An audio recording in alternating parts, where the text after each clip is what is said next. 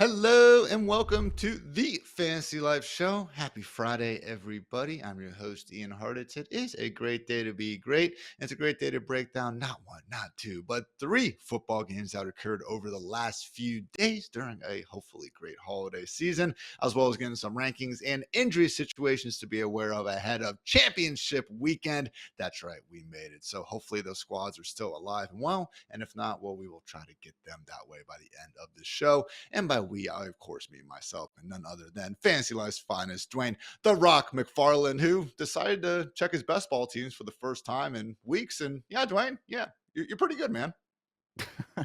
No, it just takes one, Harditz, as you say. It just takes one team. But yeah, I was looking at probably a negative year on the ROI and best ball, and it does just take that one team to keep advancing, and you start feeling pretty good about things. So still have a bullet left in BBM5. So feeling pretty good about that. Sounds like things are pretty good at the Harditz household as well. Like maybe a step closer, they would say, to a treadmill. That's all. It's if I won $2 million tomorrow, Dwayne, that'd be sick. Don't get me wrong, but I just want this again, heavy incline treadmill. I don't have anything else after that. Maybe got to paint the front door. Maybe get a new No lawnmower. Like Peloton? You no, guys would those are rather go boring. with the treadmill, huh? What's the Peloton really doing for me? It's just It's all like that burning extra calories, screen. man. Yeah, It's that's all fair. burning To each, calories. Just to a each little their bit own. different on your knees. Yeah, I shouldn't be hating, man. Anyone that wants to go out there and burn calories in whatever method, go for it. So or You not, can get in this there with the fall. Watt brothers, Oh and you my can god, compete against JJ and TJ. you know what they're calling him now, Dwayne? JJY. He's always crying. You see that, Shingelis? Different Cracking me day. up. All That's right, right. before we get too far off the rails here, it is not a Monday with Chris Allen after all. Did want to again go through some of the football action from the last few days. So maybe not the most eventful. Dwayne, you can say that was a short weeks or maybe just some crappy teams, but we are here to break it down regardless. So we will kick things off with some Christmas Day action. The Chiefs taking down the Steelers 29-10. KC covering with ease as 2-point faves. Under here cashing at 46, which will be a theme over the course of these games. So we got the biggest performance of the year for Mr. Patrick Mahomes, 320 through the air, and not one, not two, but three touchdowns, the third of which went to Travis Kelce to break Tony Gonzalez's team record for receiving scores. Had another one to Xavier Worthy and even Justin Watson after we talked a bunch of crap about him for the last few days. So, Dwayne, really, everything's going great in Kansas City. They clinched the 1 seed. Unfortunately, though, still very much looking at a running back committee. Yeah, we got a couple committees going, but just real quick on the running backs, Kareem Hunt for the last two games has been in the lead with 46 and 48% snap shares versus 33 and 34% for Pacheco. So just tough to really start any of these guys right now, Ian. 8 points this past weekend for Kareem Hunt, 1.8 for Pacheco. So most of you probably had him on your bench anyway, unless you're playing in a skank league, and if you had to use him, then that hurt. So yeah, if you do play in week 18, stay away from Isaiah Pacheco. The one thing I would say in the receiving core, we did get a slight upgrade for Hollywood Brown, got to a 50% route participation, Ian. Oh, He had been at 33%, similar to what we saw last week. 37% targets per route run. So absolutely getting targeted when he's on the field. Still not quite to where he needs to be. But man, we saw DeAndre Hopkins back down to 49%. So tough to trust either one of those guys right now. But Xavier Worthy, to your point, we can trust, man. Another nice day. 22% target share, 23 fantasy points for Worthy over the last three games, man. 13.6, 20.5, 22.9. He has an 8.3 utilization score. So Worthy, it took a while, man, but looks like he's finally going. I just wonder, Dwayne, because so much of his production now, which has been great. Again, three straight games, a lot of good things happening, but it's just still in those screens, those short areas of the field where once we do get Rasheed Rice back next year, and we'll have a suspension to worry about then, more likely than not. Yeah. But I do just wonder the overlap that's going on there because they mentioned the broadcast, like, yeah, okay, once you did bring Hollywood Brown back, that allowed, I think Mahomes said, Worthy to get back into being in the role they envisioned for him. But man, going to have a lot of conversations about how to exactly project this Chiefs wide receiver core in 2025 and beyond. Meanwhile, with the Steelers, they did get their number one wide receiver back in George Pickens. Unfortunately, just 50 yards on 7 targets, though. So, again, tough enough matchup here against the Chiefs. Was he at least back in a full time role, though, Dwayne? 85% route participation, only an 18% target share. So, yeah, I mean, he's going to play his role whenever he's healthy. The question is, like, how healthy is he? Man, Obviously, we're used to seeing him getting these 25, 30% target shares. So, 8 fantasy points was a disappointment from Pickens, but it is the sort of thing that it can happen at any time. Any good wide receiver like Jamar Chase can post 8 points. Like, it just happens. it's true. It just happens. You know what also just happens? The Ravens smacking the Texans 31-2. Honestly, probably I feel like if you lose 31 nothing, that's better than losing 31-2. I don't know. Call me old fashioned, but Ravens did cover as 6.5 point faves under cash here at 47. And yeah, if you started really, I mean, Kelce had a great game. Worthy was solid. Mahomes was obviously good. I just rip off three names. Other than that, though, Lamar and Derrick Henry were really the only two, Dwayne, that made you feel, truly joyous in this holiday season. Lamar, buck 68 and 2 touchdowns through the air, also 87 yards and a rushing touchdown. The 48-yard touchdown run allowed him to break Mike Vick's career record for rushing yards by a quarterback. So just, arguably the cherry on top of this hopeful MVP Sunday for Lamar. But again, also with Derrick Henry, buck 47 rushing and a score, also 18 receiving yards. Saw Keaton Mitchell as the number 2 RB, Dwayne, with no Justice Hill out here. And yeah, King Henry was eating the Texans in December. Nothing we haven't seen before. Yeah, nothing to add here. Isaiah likely played a bigger role. He had a 79% route participation with all the injuries to the wide receivers. But to your point, it's really hard to predict once they're all healthy. Like, we don't ever really know what the game plan is going to be. We know Zay Flowers gets to play. We know the tight ends are splitting time. You mentioned it, Derrick Henry, Lamar Jackson. Those are the guys you're starting no matter what. It was Keaton Mitchell, to your point, as the backup running back, taking those snaps for Justice Hill. Good for Andrews, breaking loose in like a 60-yard kind of broken play, catch and run. Kind of wish he would have seen that defender, gotten a stiff arm, maybe added a second touchdown.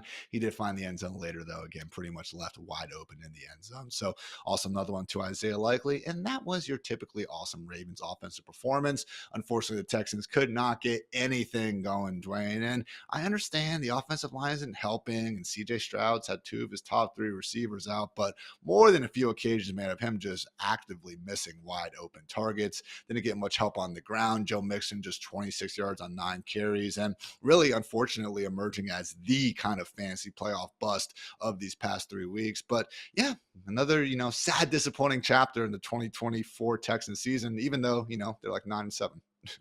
Yeah, I mean, you're looking at Mixon 4 out of the last 5 games, Ian, 10.5 fantasy points or less.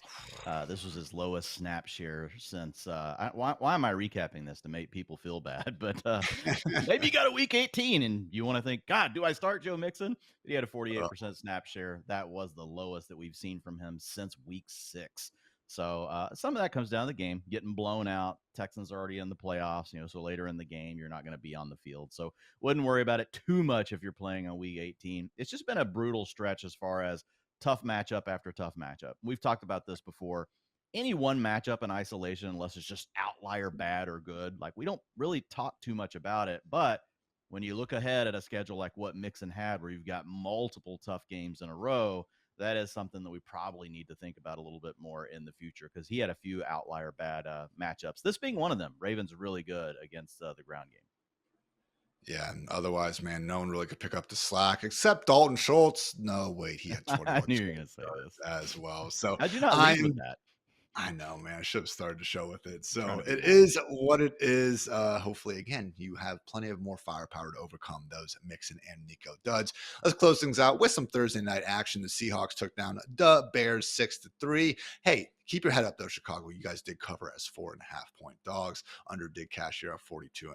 So, yeah, as you guys can imagine, an offense scoring 6 points didn't lead to many fireworks. Geno Smith just 160 scoreless yards through the air. DK Metcalf only 42 yards, and JSN just 32 as well. So disappointing stuff there against the Bears defense that really, especially against the pass, man, has been a shell of their former selves for the better part of the last 2 months. So yeah, not ideal weather in Chicago. It was rainy out there, but disappointing for, passing performance nonetheless. And Dwayne, what really surprised me was, if you had the privilege of watching this exciting back and forth affair like I did, you would see early on in the game, Zach Charbonnet, Kenny McIntosh running really strong, really well. I thought Charbonnet was about to go nuclear after the first drive or two, but then you look up at the end of the game and he only had 57 rushing yards and 19 receiving yards. So it did seem like, Dwayne, as someone who has not, broken down the snaps and all that just yet, it looked like McIntosh was a bit more involved behind Charbonnet than what we saw previously?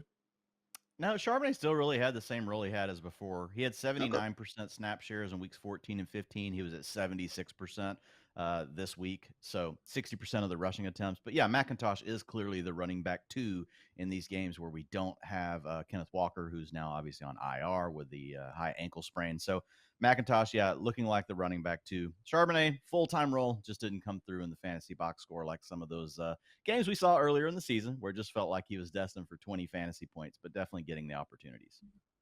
Noah Fant, team high 43 receiving yards. I am so ready to get hurt by him again in 2025 drafts, wherever he ends up landing. Probably still, Seattle, but we'll see what happens there. Meanwhile, with the Bears, Caleb Williams just 122 yards and an interception. Chipped in 37 rushing yards. I mean, flashed the talent, as we all saw. I mean, he had a 17-yard touchdown to Roma Dunze, where rolling left, basically jumping in the air, making a Jumpman logo, throws a seed, but the Bears can't have nice things, so it was called back on a holding penalty. Took 7 freaking sacks in the meantime, though. So, yeah, DJ Moore, somehow, Dwayne, a top 12 wide receiver this year in overall points. Having the extra game helps. I understand that, but just surprised me to even see him up that high. Team high 54 scoreless yards. Otherwise, Keenan Allen, just 25 yards. Cole Kmet and Gerald Everett combined for 0 catches. So, yeah, I think it's safe to say Thomas Brown hasn't exactly put forward, his best, what would you say, performances, since getting the interim job, Dwayne. Please, for the love of God, find someone else. I guess that's what I'm trying to say. Yeah, and this all really, no changes here on the utilization side, but it really does all just come back to you're going to have to find someone to come in and really like harness. Like I think we can all see the raw ability there for Caleb Williams. Like there's no doubt because you see these flashes. You talked about the jump man. You see the big plays, but again, we've been talking about this all season long. Not able to make the just every down consistent plays you need to make to stay out of long down and distance and just holding the ball all the time, man. Just not pulling the trigger on throws that are there early in his read. So there's some challenges they've got to work through. The good news is, like, the upside is certainly there because Caleb Williams is showing you he can do things that really no other quarterback, I don't want to say no other quarterback, but like Josh Allen, Patrick Mahomes, like he has the big playability those guys have. He just doesn't have all of the plays in between, which are a factor. So if you can't get those, you're constantly putting yourself in situations where you're going to get blitzed, you're going to face disguised coverages, all sorts of stuff that just really trip you up. So hopefully we get a big upgrade in the coaching department for the Bears this offseason. Certainly not the rookie season many were hoping for. That said, again, in the grand scheme of things, still not that bad. Hopefully we get, a real NFL coaching group around Caleb and company in 2025. And we start to get, maybe just their second, over 500 season in the last 12 or 13 years. Sorry to make that even more depressing, but yeah, that wraps up the rest of our, team by game breakdowns, I should say. Now, before we get into some rankings goodness ahead of week 17, did want to give a quick shout out to our Guillotine League Championship. Guys, it is time for me to tell you about a brand new playoff fantasy football format only found on Guillotine Leagues. We are introducing the Championship, and yes, you heard that right, the Championship. It's a survivor-style playoff fantasy football tournament where you pick players, hopefully survive, and then you advance. Here are the rules. There is no draft. You simply pick the players you want. There's no free agency. You select players, and those are your players for the entirety of the NFL playoffs. Note that each week, the lowest scoring 25% of teams get eliminated. Teams can pick the same players. However, you can only pick 3 players max from the same NFL team. Tournament sizes range from 25 people all the way up to 500 people. Pro tip, you will want to pick players on teams that you think will go the furthest in the playoffs while also being unique enough to differentiate yourself from your competition. There are free-to-play and paid contests. Personally, my favorite is the $100 25-person tournament that you can find only at guillotineleagues.com. Check out that contest lobby to enter.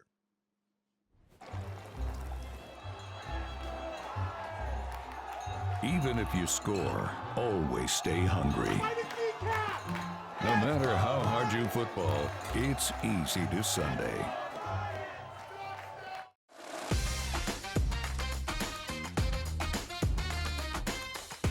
All All right, Dwayne, bit of a, backward week here with the holidays. So we are, merging our rankings and injury episodes, kicking things off with the quarterback position. You YouTubers out there can see our consensus top 12 only at fantasylife.com on your screen right now. But yeah, Josh Allen, Lamar Jackson, Jaden Daniels, and Jalen Hurts as the big four per usual. That said, Hurts looking on the wrong side of questionable after starting off the week with back-to-back DMPs while in the concussion protocol. Otherwise, Joe Burrow, Baker Mayfield, Sam Donald, Jared Goff rounding out the top 8. Bo Nix, Jordan Love, Brock Purdy, and Kyler Murray sitting pretty on that QB1 borderline. So, Dwayne, we're going to kick it off with QB number 9, Mr. Bo Nix himself, certainly in a smashable matchup here against the Cincinnati Bengals. Hasn't exactly been, playing his best football as of late. 3 straight finishes as a QB 15 or worse. But again, more than anything, we're looking at just one of the more fantasy-friendly potential shootouts of the week. Yeah, I mean, and he's just a borderline QB1, but we say just like would we have ever expected to say that week in week out when this season started that Bo Nix would be right there in that borderline QB1 conversation? You mentioned it. He has a couple of factors working in his advantage this weekend. We get the potential shootout with the Bengals, but Nix, man, he's just been so consistent. 18.1 fantasy points per game this year, 20.2 per game since week 5, and he's posted 18 or more in 7 of 11 games since week 5. So he's had a really good floor, to your point, here in the recent weeks. Not quite the ceiling we had seen earlier, but still, those are weeks that we're talking about not having teams on bye, and a couple of those that you were just talking about. So even when you're QB 13 or 14, like it's almost the same as being QB 11 or QB 10, depending on how the week shakes out. But Nix does have this matchup against the Bengals, the number 4 boost for quarterbacks in fantasy this year. You guys can check out the DVP tool over at Fantasy Life if you want to see what I'm talking about. But 3.5 additional points given up to opposing quarterbacks by the Broncos defense. Not the Broncos defense, the Bengals defense against the Broncos. But looking at it for the Broncos, man, they're playing for a playoff seed, so if they win 99%, they're in. So they're going to be playing hard. We know the Bengals aren't giving up because Joe Burrow is just on a mission to show he's one of the best quarterbacks in the league, even though the team is not winning. So yeah, really like Nix. And I'll go with the bold call, Ian. I think Bo Nix finishes as a top 6 fantasy quarterback this weekend. The only caveat, and you're going to hear this for a lot of games this weekend, just keep an eye on the weather. Right now, that one's looking okay. Yes, you're going to see the word rain next to it, but you're going to see the word rain next to like over half the games this weekend. So there is a chance here we'll get some rain. We'll just have to keep an eye on it. But it actually looks like one of the better weather scenarios right now relative to the rest of the slate. Nothing seems too cold, which is surprising. I mean, I'm looking at it right now. And by the way, shout out Kevin Roth and Roto Grinders. Always get my weather info from there. But I hope that's not wrong. I'm seeing 63 degrees in Cincinnati somehow. But yeah, it's going to be a lot of rain, which again, really is the case everywhere. I don't think we're dealing with a single game that is sub-freezing temperatures, Dwayne. Unfortunately, though, just still going to be a lot of rain out there. So Kevin only gives it, let's see, a yellow rating. Scattered showers looking fairly likely. So nothing to immediately downgrade for. So yeah, hopefully Nix does go off. But as Dwayne said, make sure you keep an eye on Mother Nature. So that will be a Saturday kickoff. Make sure you guys, again, check those lineups extra carefully before you go too crazy on Friday night. Hopefully, again, we get that shootout that, we've kind of been missing here the last couple games. With our QB risers, though, Dwayne, we do have our fallers, and that does include Tua Tagovailoa, just QB 26 and QB 23 in these past 2 games after 4 consecutive top 10 weeks. So like Bo, not exactly dealing with the best weather there in sunny Cleveland, Ohio. What do you make of Tua on the spot?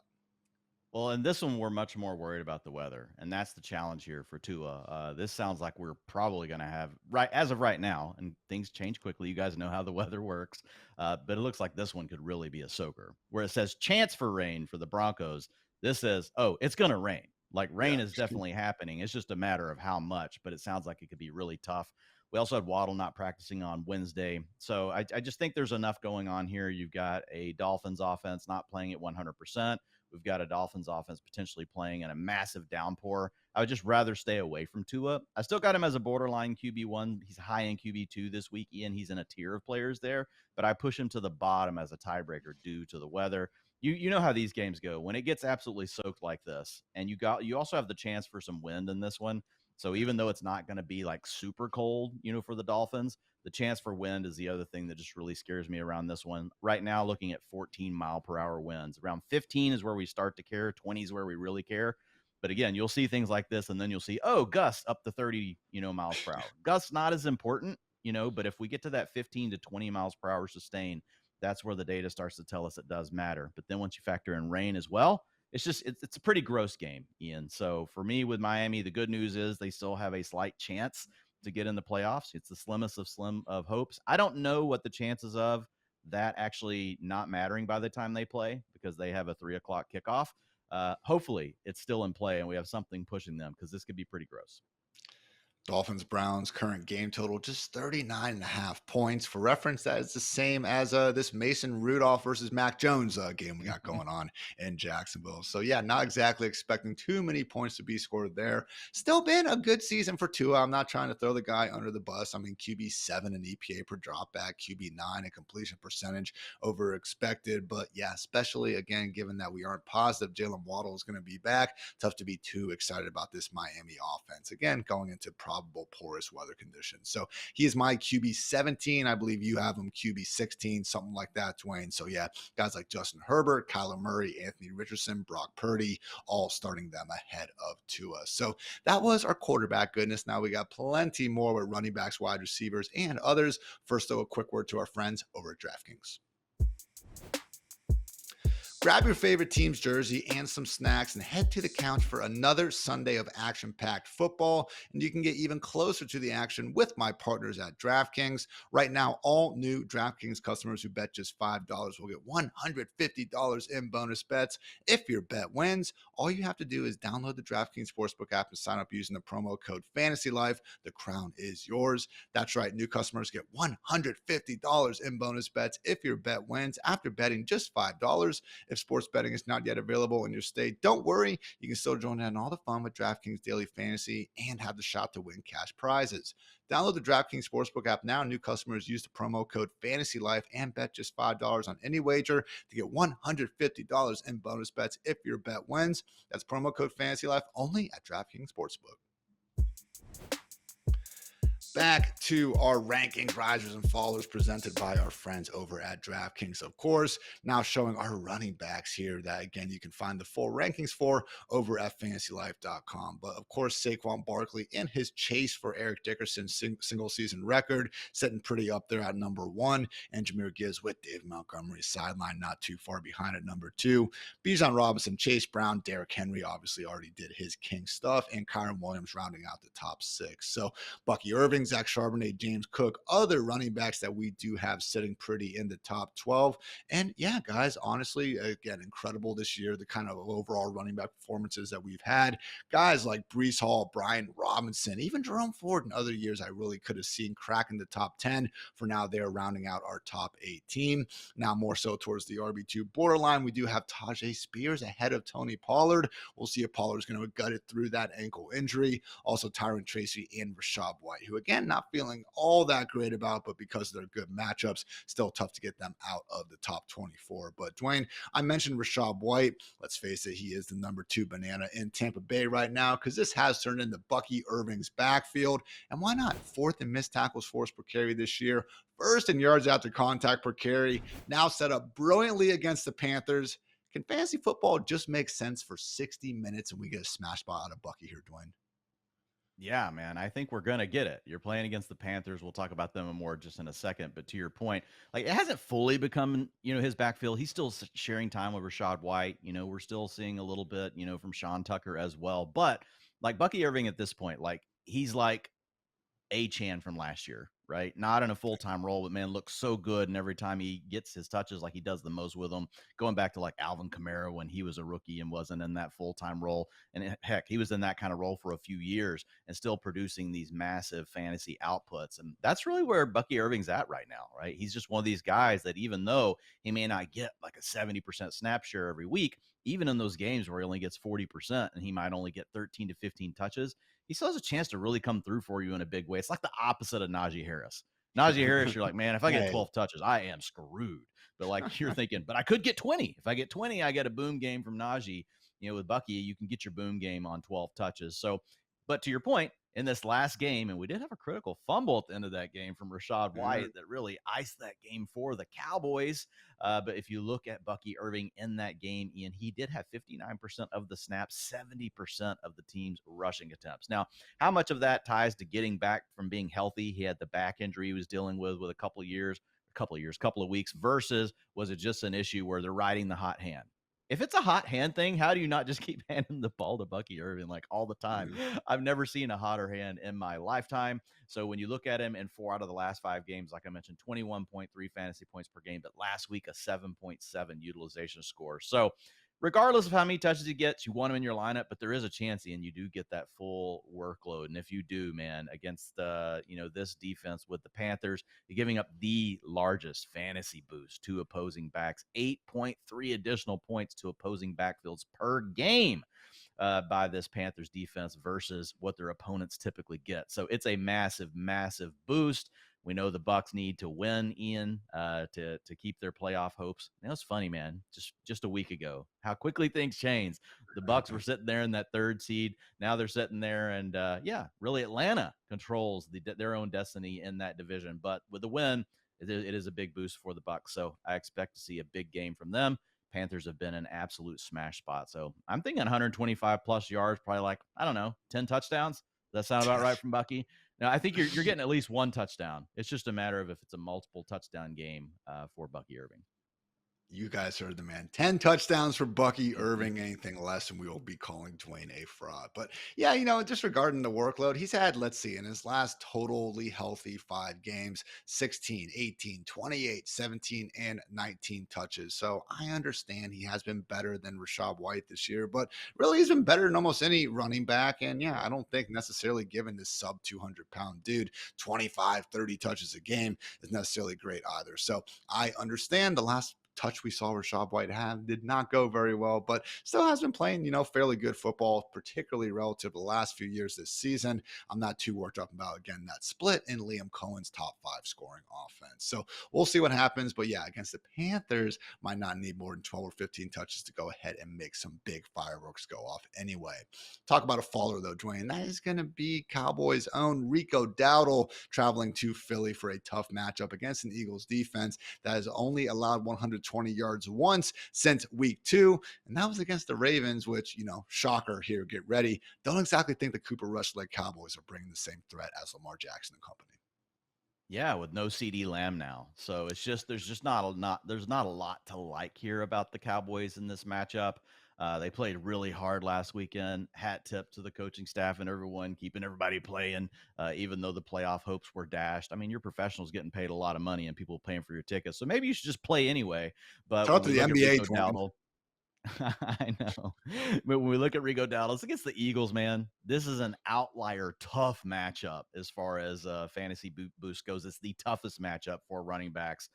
Minus 4.4 points per game to opposing running back rooms for the Eagles. And man, they've just been getting better and better as the season has gone on. So it's just a challenge when you look at the Cowboys and you're like, oh, we've got a 16.8 team total. And honestly, I don't know if I wrote that one down before or after the CeeDee Lamb announcement that he won't be playing the rest of the year, but they're 8-point dogs. So you could be trailing in a trailing game script, not ideal. Really tough matchup. We don't think the Cowboys are going to score a lot of points. You just, if you can get away from Rico Dowdle this week, he's still in our top 24, but he's more of a borderline running back 2 versus honestly being more of a borderline running back 1 in several of the last weeks where we've been talking about him as a guy being more of an upgrade. This week, he's definitely a downgrade. So he is benchable. Updated team total for the Cowboys is all the way down there at 16. That is the lowest mark of the week. So again, good stuff from Rico overall, but how do we treat Tyrone Tracy, Jerome Ford, Kendre Miller, all these guys? That is how we need to be looking at Rico. That is, just based on the matchup as well, the sad state of the expectations of this Cowboys offense. So also not helping that, the Cowboys still feel the need to, I guess, reward Zeke for I don't know with those goal line touches, Dwayne. Dowdle has 190 rush attempts this year and just one touchdown. Jalen Warren, in terms of the most rush attempts with one or less touchdowns, is second with just 114. So really, I mean, this, I would call it pretty bad touchdown luck is the reason why Rico's season hasn't been even bigger. Either way, still regardless, a good second half stretch for a running back who, again, maybe made himself a good bit of money here over the last few months. So we got some wide receiver risers and falls to get to next, guys. But first, a quick word to our friends over at Game Time.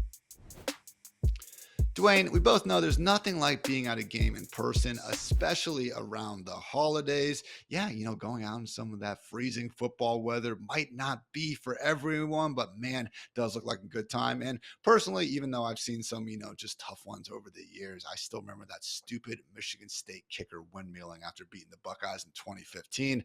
PTSD going on. But even then, I can admit that it's usually more fun to be at the game than to be watching it from home. And with that, guys, I just want to say Game Time is my go-to for finding amazing tickets, not just for sports though, but also for concerts and shows. I was actually scrolling through the Game Time app the other day and I came across my favorite feature called Game Time Picks. And let me tell you what, it is a total game changer. Game Time Picks curates your experience, showing you the best deals on great seats. And Game Time makes this so easy that it's truly a no-brainer, people. Seriously, Game Time takes all the guesswork out of buying tickets, and you can find out for yourself now by downloading the Game Time app, creating an account, and using promo code LIFE for $20 off your first purchase. Terms do apply, but again, create an account and redeem code LIFE, L-I-F-E, for $20 off. Download Game Time today, because what time is it? Game time. All right, guys, into our wide receivers, risers, and fallers presented by the fine folks at DraftKings. You can see the top 12 on our screen right now with the Mr. Triple Crown himself sitting pretty at number one, Jamar Chase, Puka Nacua, Justin Jefferson, and Mike Evans still in his quest to try to reach 1,000 yards again in that top four. Brian Thomas Jr. trying to win some fantasy championships around the globe, sitting there at wide receiver 7. A couple Buckeyes and Terry McLaurin and Jackson Smith-Njigba at wide receiver 10 and 11. And T. Higgins at wide receiver 12. Please play T. Currently questionable, was limited throughout the week. As we know, never a given with T and injury reports. As we get into the back half of our top 24, Cortland Sutton, Lab McConkey, Tyreek Hill, Malik Neighbors rounding out the top 16. And then moving further down, Cooper Kupp, Garrett Wilson, and Adam Thielen. I will say, guys, again, we'll cover the injuries here in just a few more minutes, but Adam Thielen, that pesky Thursday addition to the injury report with a hamstring injury, do not love to see that. But Dwayne, let's focus on some of the good in the world, and that really has been Brian Thomas Jr. set up in a reasonable enough matchup here against the Titans. Since 2014, I'm going to list the only wide receivers who have been better than BTJ in yards per route run. Odell Beckham Jr., A.J. Brown, rookies, by the way, Justin Jefferson, Puka Nacua, Jamar Chase, Chris Olave, and Rashee Rice. That's it, Dwayne. And accordingly, Brian Thomas Jr. in our top 7 right now with the fantasy season on the line. What could go wrong? Yeah, man, he's looked absolutely amazing. Obviously, you're still dealing with Mac Jones. You're dealing with a Jaguars offense we don't like. We don't have a good team total. None of those things. But you know what? Those things have been present over the last 5 weeks, Ian. And if we look at the last 5 healthy games for this man, he ranks number 3 in utilization score for wide receivers. You guys can check out the tools over at FantasyLife.com. Click on utilization, go to season. There's a slider there now that we've added, so you can actually just narrow it down and look at whatever span of games that you want to look at. But a 9.3 utilization score, Ian, over that period of time. 21.9 fantasy points per game, also ranking 3rd over that period. 31% target share, that ranks 5th. 44% air yard share, that ranks 5th, and 80% of the Jaguars end zone targets. So the Jaguars may not get down there often, but when they do, they know who to throw the ball to, and it's Brian Thomas Jr. So we've got no Christian Kirk. We don't have Gabriel Davis. We don't have Evan Ingram. So it's really just the Brian Thomas Jr. show, and he really has been up to the task, Ian, really looking good at all levels of the field. You can get it to him at the line of scrimmage. You can get it to him on a slant. You can throw it to him on a fade route. It doesn't really matter. He's showing that he has a gear for everything that they want to do in the offense. And that is also huge for him going forward, because those are the kind of players that we're looking for, people that can win at every single area of the field, because then it's really tough to game plan for defenses to take away players that can do all of those things. If you've got a player that's limited in skill set and can only do 1 or 2 things, if defenses really want to take it away and focus on it, they can. But against a guy like this, it's just going to be tough because he has all these different tools. So, yeah, man, the best rookie wide receiver this year, and that's saying a lot because Malik Neighbors has also been really good, got a better target share than even Brian Thomas Jr. And you can argue Malik's quarterback, situation has been terrible, but Yeah. BTJ's hasn't been good either. So I feel like they're almost it's a little bit better for BTJ, but overall the playing field pretty even. It is funny to talk about Neighbors or Marv or really any of these guys. It's like, well, they haven't been in the best situation, and there is BTJ, again, catching passes from Mac Jones at this point in the year, and it just not mattering even a little bit. Also playing through some pain in his own right. I mean, really, it does seem like more and more, Dwayne, that pre-bye down stretch probably did have more to do with that chest injury than any of us quite realized at the time. Since that week 12 bye, though, where he got a little bit healthier, wide receiver 16, 21, 4, and 3. So hopefully he can keep this top 5 streak going. And honestly, Ian, I need your say here. Hit me. Him or AJ Brown in the Guillotine League for all the marbles against Friedman. I have BTJ in right now. Yeah, man. With Kenny Pickett under center, probably 15 pass attempts at the most. Yeah, I don't know. It could be 30, and I don't think I care. I think I just want to play Brian Thomas Jr. at this point, man. Look, it feels weird to bench AJ Brown. Now, guys, we are talking about a guillotine league, so these lineups get pretty stacked because as teams are cut, we get to pick up those players, or we're bidding on them. So, yeah, I think I'm benching AJ Brown against Friedman for BTJ. And these are these impossible decisions where anyone on the planet will have these guys both ranked top 10 and within, 2 players of each other. But if you miss it, Dwayne, you will feel like the biggest idiot on this planet. So just realize that's what you're doing here, benching AJ Brown. But yes, I will also go on record. Give me Brian Thomas Jr. in that one. So he was our riser of the week. However, our faller is Mr. Garrett Wilson. Shocked me to see this, though, Dwayne. This season, Brian Thomas Jr., overall wide receiver 7.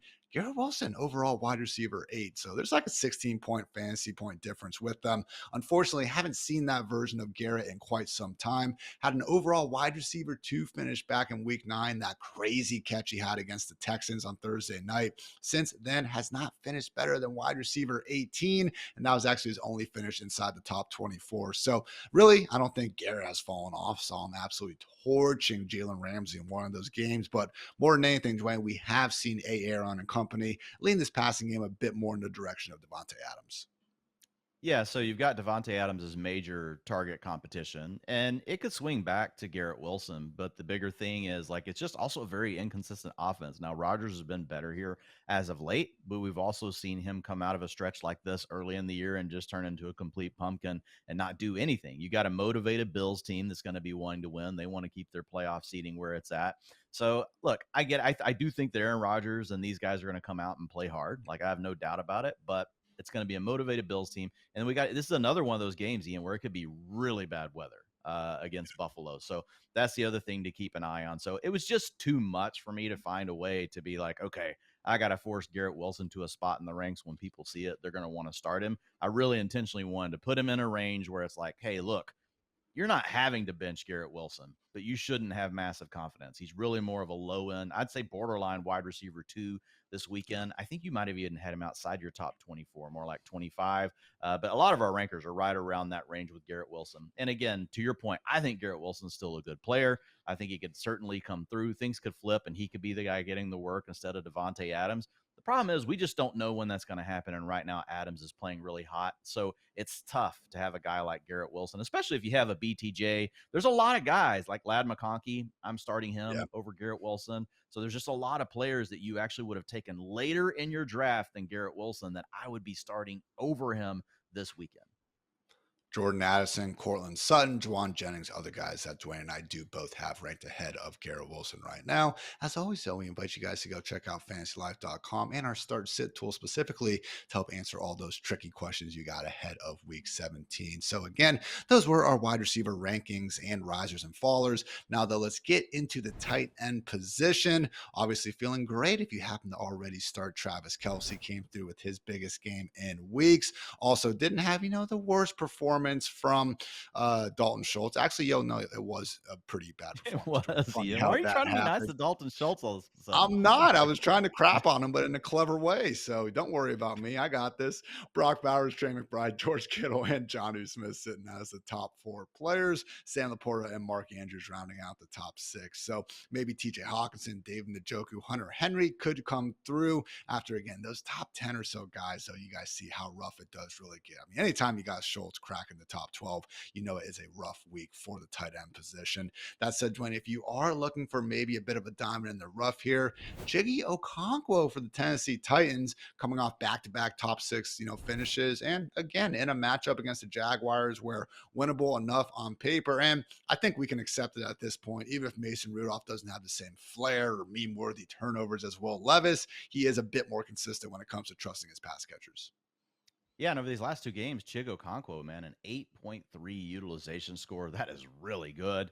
15.5 fantasy points per game with a 29% target share. Honestly, like when we look at this offense, Ian, once they moved on from DeAndre Hopkins, it really should have always been Calvin Ridley and Okonkwo. Like those are clearly your 2 best pass catchers at this Well, point. No disrespect meant to Tyler Boyd. Let's just like he's not the are same you kidding player he me? once was. You're Yeah, not going to no, name I'm the not guy with kidding. 9 touchdowns? I know. I won't ever. I won't ever name Nick Westbrook-Akini, the guy with his like 16% target share that just happens to catch touchdowns and get really lucky. But look, Nick Westbrook-Akini is like a wide receiver 7's really good. Like if you could have him like as your 7th option, mostly a special teamer, like you'd feel pretty good about it. But like Okonkwo finally getting this role, we'll see. As soon as we probably try to depend on it, Ian, it's going to vanish on us. But he is good enough that it puts him into that borderline tight end 1 territory. So high end tight end 2, if you want to call it that. I think I've got him at 14. A lot of our rankers have him right around that range. So I do see him as being a guy that some people could be opting to get into their lineups over some players that honestly have just kind of faded down the stretch. We've got a few tight ends sitting there that you're just not feeling very good about at this point. So Okonkwo, especially in a skank league, Ian, might be a guy you want to use for your championship game. I'm just dying. With all due respect, and I was just waiting to hear Nick Westbrook-Akini's name, and I then know. Tyler Boyd comes out. Well played, Dwayne. Well played. You and me are again, tight end 16, tight end 17 on Chiggy, which I think is fair. But hey, we have guys like Walls and Matthew Freeman with him all the way up there at the tight end 12 spot. So when you do look against Tucker Crafts and Zach Ertz and Pat Front, he already played Dalton Kincaid's of the world. I do think Chig has a say to be ahead of those guys, particularly again given He's some in of the that injuries tier. going on. Yeah.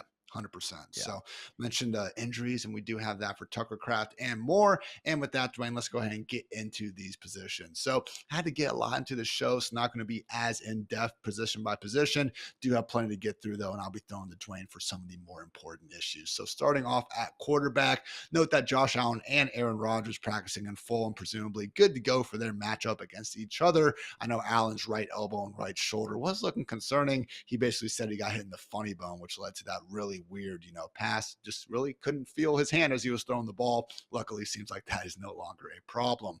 Guys limited: Tua Tagovailoa, Drew Lock, and Dorian Thompson-Robinson. That said, I do tentatively expect all 3 to start. DTR would be a bit more iffy, but again, just based on some of the comments from Stefanski throughout the week and the fact that Jameis has hurt himself with the right shoulder injury, do think we will probably, unfortunately, get the DTR experience in Cleveland. More importantly, though, Dwayne, is the Eagles with Jalen Hurts back-to-back DMPs to start the week, still in concussion protocol. It does look like we'll be getting Kenny Pickett, who still wears 2 gloves, and really just forgot how much that pisses me off to, watch on my television. So, Dwayne, again, mentioned Brian Thomas Jr. versus A.J. Brown, where, yeah, if you're lucky enough to have that problem on your fantasy team, maybe you can go ahead and go with the other guy. But still, man, we are not dropping AJB out of our top 12.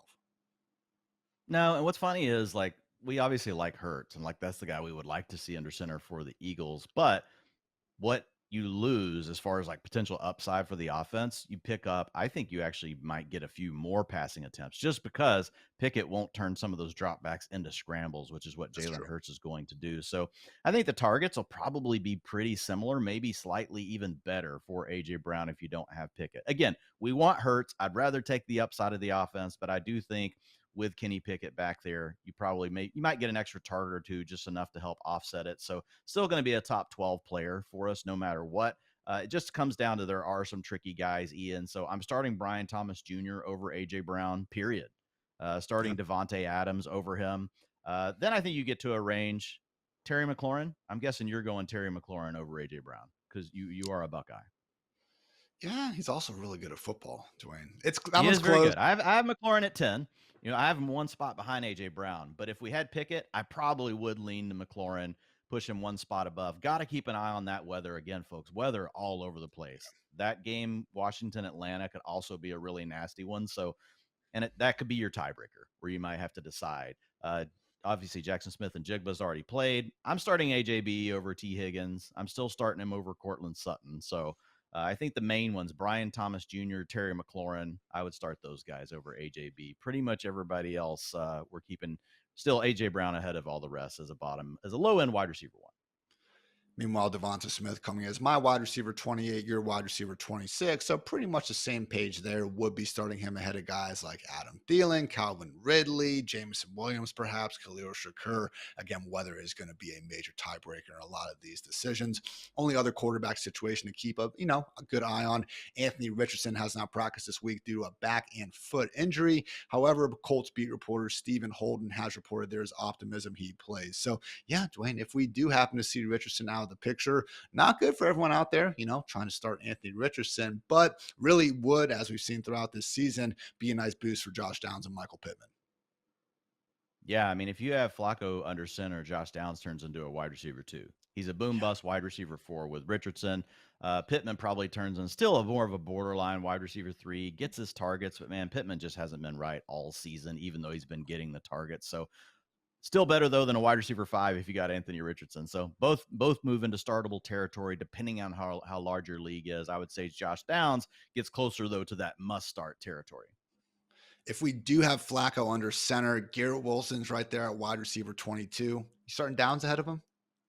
He's right there in that tier with Garrett Wilson. It's right there. Look, Garrett Wilson's too good to just totally just take him out of that conversation, but that's where I would put Josh Downs right there. Let's talk some running backs now, guys. Should see the return of Jaleel McLaughlin in Denver. He has no game status entering their Saturday night game against the Bengals, and also might see Tyler Beatty back from that bad back injury. Has not played since week 4. He is questionable, but yeah, just another reminder that we have no idea largely what is going on in this Denver Broncos backfield. However, in Carolina, we certainly know it's a Chuba Hubbard show, just as long as he is healthy enough to suit up. Started off the week with a DNP and then was limited on Thursday with a knee injury. So again, progressing just fine. I don't think there's any reason to be overly concerned, but certainly keep an eye on Chuba. The bigger concern, Dwayne, is going to be this Arizona Cardinals offense. Another Saturday kickoff, so we'll need to keep an eye on it. But right now, both James Conner and Trey Benson are questionable after being limited all week with knee and ankle injuries, respectively. So seems like if we are going to see them sidelined, again, remember Amari DiMercato already on the IR, probably would turn into the Michael Carter show, Dwayne. But that said, can't get overly excited about it. I do have a hard time thinking that we would find a way to squeeze Carter into our top 24. Yeah, I'm with you. I think he turns into a high-end running back 3, but you could get like the Amir Abdullah experience, right? That we got earlier in the year, where he came in and gave us some running back 1 performances. We've seen some guys do this just on sheer volume. I do think Michael Carter is the next man up. DJ Dallas would factor in a little bit as well. But yeah, man, super banged up running back room right now for the Cardinals. There are also scenarios, guys, where James Conner misses and Trey Benson's active. So this is one to keep an eye on. If that played out, I would have Trey Benson as more of the lead back, not Michael Carter. But again, even Trey Benson, though I like him more than Michael Carter, I think he would be splitting time. I think he'd get the early down work. Michael Carter would take those passing downs, which keeps Trey Benson also still outside that top 24 if that scenario plays out. Also, no 49ers running back Isaac Orendo kicked off the week with a limited practice, still trying to deal with those foot and hamstring injuries. 49ers do not play the Lions until Monday night, though. So really going to be tough to be overly trustworthy of Orendo unless he somehow doesn't have a game status at all after Saturday. If he gets a full practice, okay, we can feel better about it, but no Trent Williams. Lions have been very good against the run. Not like Orendo is this must-start top 12 player or anything like that. Some bigger issues to be concerned about. Tony Pollard still not practicing. However, he did didn't practice at all last week and wound up playing, his usual early down role at least. Certainly, if he is out of the picture, it will be a huge boost for Tajay Spears. And then in Los Angeles, man, Chargers, Gus Edwards actually ruled out, got back-to-back DNPs with that ankle injury and will not be playing. Meanwhile, J.K. Dobbins is questionable coming back from IR with that knee injury. That said, closed out the week with a full practice and presumably puts him on track to play. So if we do get J.K. Dobbins back, Dwayne, certainly seems like he's in a winnable enough spot against the Patriots here on Saturday. What do you make of it maybe if he is also sidelined, though, because that would be the Kamani Vidal experience, assuming Hassan Haskins chills out a little bit. Yeah, it's really tough, honestly. So the way that I've got this ranked right now, folks want to go check it out until we get more information. This is the way I'm going to leave it. I'm assuming J.K. Dobbins is playing. And so I've got him as the lead back in the backfield. But even with that, Ian, it's hard to get him out of the running back 3 conversation. I've got him lower, to the lower end of it right now.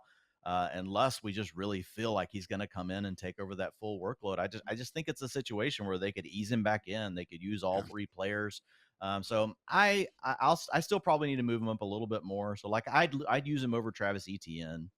I think where it gets interesting is you've got Tony Pollard, Ramondre Stevenson, Alexander Madison, Tajay Spears. Like I think that's like his tier. Now, obviously, if Tony Pollard's not playing, Tajay Spears like moves way up. Tajay Spears will move up to like almost probably high end running back 2 territory. So what are your thoughts on Dobbins? You think that's the range, borderline running back 2?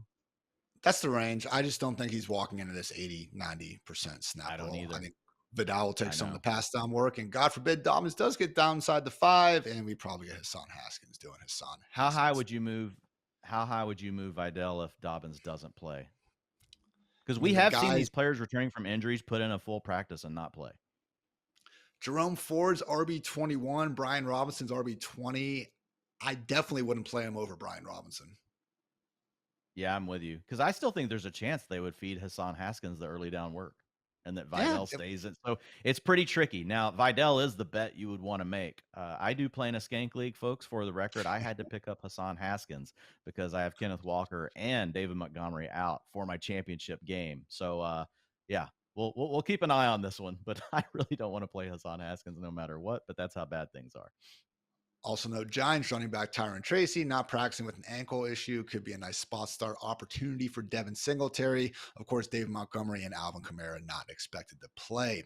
Moving on to wide receiver, Alec Pierce and Michael Pittman practicing in full. They should be good to go. Could see the return of Chris Olave, obviously coming back from the concussion. He is considered day-to-day and been practicing in full. Obviously catching passes from Spencer Rattler, though not exactly great. But hey, playing that Raiders secondary is better. So Olave would be much more of a boomer bust wide receiver 4, though, as opposed to someone we'd be trying to actively get in the lineups, particularly if MVS is going to be returning to the field as well. Keep an eye on Terry McLaurin, Drake London, and A.J. Brown dealing with limited sessions. However, I do tentatively expect all 3 to play. T. Higgins is actively, though, questionable. Still limited throughout the week. Just a new ankle issue after previously just having the knee on the injury report. Jalen Waddle returning to a limited session on Thursday. Maybe he can get going. We'll see what happens with Jerry Jeudy and Cedric Tillman, both still limited. Get their statuses later today. And I mentioned earlier, Adam Thielen, unfortunately, with that midweek downgrade. Hate to see that. The bigger issue, though, is CeeDee Lamb, Dwayne, being out of the picture for the season. Jalen Tolbert also banged up with a finger injury. Any amount of love for Brandon Cooks? I don't really have much. No. I mean, he just hasn't been that good, like the last 3 years, really, like from a target perspective. So even when he's had opportunities to lead the way, so he gets a little bit of a bump here, obviously. Like I think Ferguson would be my bet to lead the team in targets. My bet to be the number 2 player in targets would be Brandon Cook. So, I mean, there's a way he comes through for you. Gives you a wide receiver 3, wide receiver 2 type performance. But right now, I've still got him in that wide receiver. I say still. He was a wide receiver 5, upgraded him to a wide receiver 4. Just hard to do much more than that. Otherwise, guys, Devontae Adams not practicing with a hip. Think it's more maintenance than anything, but keep an eye there. Malik Neighbors is actively a game day decision, so would be a nice boot for Wan'Dale Robinson if he is able to get that job. Sterling Shepard, Christian Watson, and Dwayne's favorite wide receiver, Tyler Boyd, also dealing with respective injuries. At tight end, Zach Ertz should be good to go. Tucker Kraft, Brenton Strange, Will Dissly, Juwan Johnson, and Tommy Tremple's limited, so keep an eye there. David Njoku and Cade Otton not practicing, so those would be the 2 bigger ones to monitor ahead ahead of the weekend. But otherwise, that's going to do it from us, guys. Go out there, set those lineups as well as you freaking can, because what happens in the next 48 or so hours will determine our emotional happiness for the next 365 days. No pressure at all. Just go have fun. Play fast, play loose. So for Dwayne, for producer Matt, for producer David, I'm Ian. Thanks again for tuning into the Fantasy Life Show. And until next time, take care, everybody.